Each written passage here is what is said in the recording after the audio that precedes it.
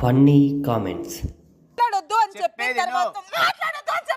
మూర్తి గారు, ఇలాంటప్పుడే గుండె రాయి చేసుకోవాలి.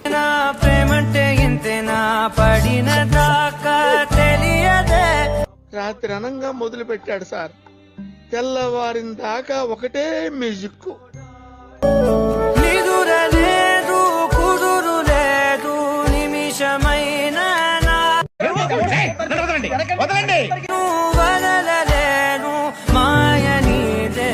ఓకే, నో యూస్, వాడు విండు.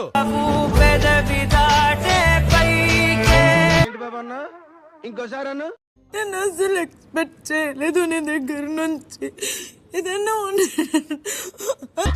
నాకు ఈ టార్చర్ ఏంట్రా బాబు? మాకేంటి రోత?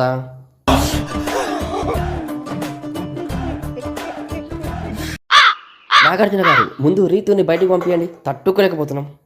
ఆ క్షణం నా చేతిలో కత్తుంటే వాడి బాడీ పంచగుట్ట శ్మశానంలోనూ, నా బట్టలు చెంచలు కూడా జైల్లోనూ ఉండేది.